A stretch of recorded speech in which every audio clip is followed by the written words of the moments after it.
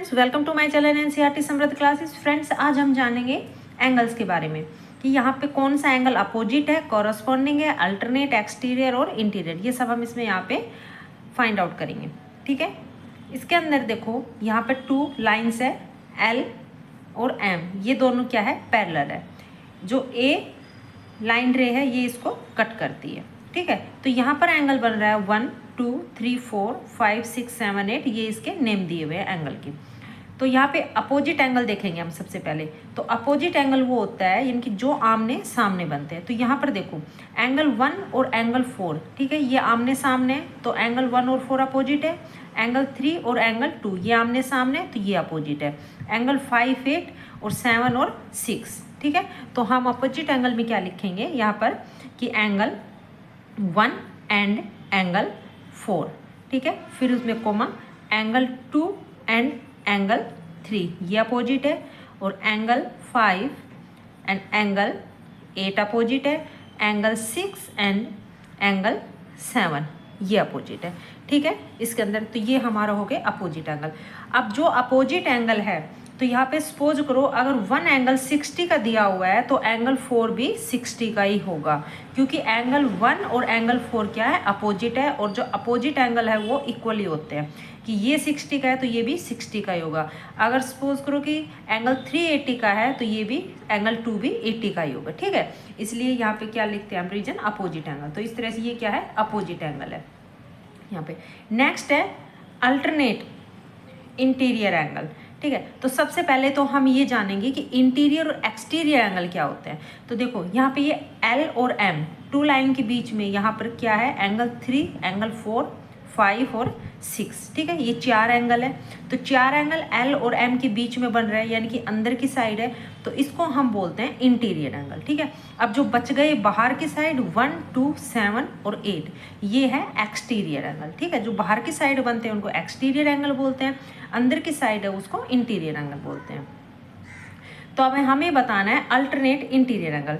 अब alternate interior angle में क्या बताना है कि जो अंदर की साइड वाले एंगल हैं उनका हमें अल्टरनेट वाला एंगल बताना है। ठीक है, तो अल्टरनेट एंगल क्या होता है कि मान सपोज करो ये एक लाइन है, ठीक है, और इस पर ये इस तरह से एंगल बन रहा है। तो एक एंगल अगर 1 यहाँ पर है और दूसरा एंगल कि यहाँ बन रहा है, ठीक है, इसके अंदर, तो इस तरह से लाइन के एक इस साइड और एक इस साइड, ठीक है, तो ये क्या होते हैं, अल्टरनेट एंगल होते हैं। ठीक, यहाँ पर तो हमें यहाँ पर ओनली इंटीरियर एंगल बताना है, यानी कि जो अभी मैंने यहाँ पर लिख के आपको बताया ये क्या है, एक्सटीरियर है, यानी कि बाहर की साइड के अल्टरनेट है। तो हमें यहाँ अंदर की साइड को बताना है।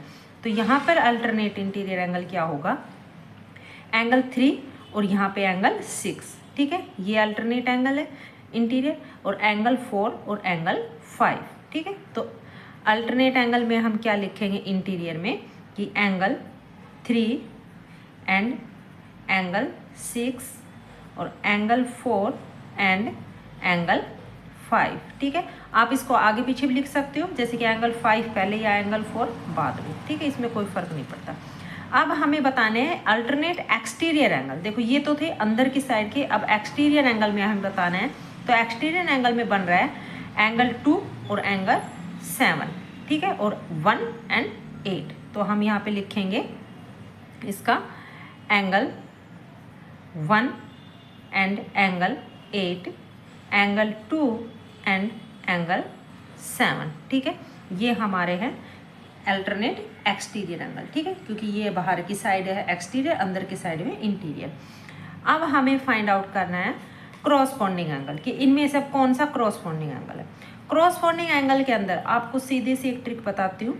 आप एक एंगल छोड़ के जो दूसरा एंगल होता है, ठीक है, वो क्रॉसपॉन्डिंग होता है। सो जैसे यहाँ पे देखो एंगल 1, तो एंगल 1 के बाद एक एंगल हमने छोड़ दिया, एंगल 3, ठीक है, उसके बाद आ गया एंगल 5, तो ये क्या है, क्रॉसपॉन्डिंग एंगल हो गया इसके अंदर। उसी तरह से एंगल 3 के बाद एंगल छोड़ा 5 और उसके बाद सीधे हम जंप करेंगे एंगल 7 पर। तो यहाँ पे क्रॉसपॉन्डिंग एंगल हो गया 3 और 7, 1 और 5, ठीक है। इसी तरह यहाँ पर angle 2 angle 6 angle 4 and angle 8। ये क्या है, क्रॉसपोंडिंग।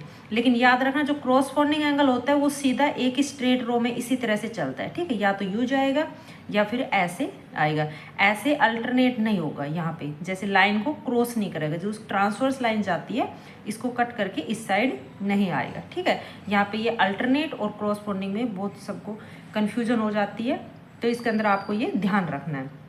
तो इसमें क्रॉसपोंडिंग में हम क्या लिखेंगे, एंगल 1, एंगल 5, एंगल 3 और एंगल 7। क्रॉसपोंडिंग में हम लिखेंगे angle 1 and angle 5, angle 3 and angle 7। और यहाँ पे इस साइड एंगल 2, एंगल 6, एंगल 4 और 8। तो angle 2 and angle 6, angle 4 and angle 8, ठीक है। ये हमारे हो गए क्रॉसपोंडिंग एंगल। नेक्स्ट हम लिखेंगे एक्सटीरियर एंगल, कि एक्सटीरियर एंगल कौन से हैं। अभी मैंने आपको स्टार्टिंग में बताया था कि जो बाहर की साइड के एंगल होते हैं उसको एक्सटीरियर एंगल बोलते हैं, ठीक है। तो एंगल 1, 2, 7 और 8 ये क्या है, एक्सटीरियर एंगल है। तो हम इसमें लिखेंगे angle 1, angle 2, angle 7 and angle 8, ठीक है। ये हमारे क्या है, एक्सटीरियर एंगल हो गए जो बाहर की साइड बन रहे।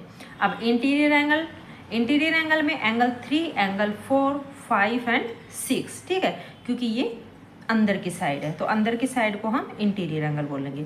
तो यहाँ पे हम लिखेंगे इंटीरियर एंगल में angle 3, angle 4, angle 5 and angle 6, ठीक है। ये हमारे हैं इंटीरियर एंगल। और यहाँ पे आप तक कभी भी एंगल लिखते हो तो वहाँ पे आपको सीधा डायरेक्ट 1 नहीं लिखना, आप वहाँ पे एंगल इस तरह से शो करोगे, ठीक है, ताकि उससे पता चले कि ये क्या है, आपने एंगल बनाया तो ये एंगल 1 है, ठीक है। आई होप आपको वीडियो पसंद आई हो। अगर पसंद आई हो तो प्लीज़ लाइक और शेयर ज़रूर करना। Thanks for watching my video and subscribe for more video.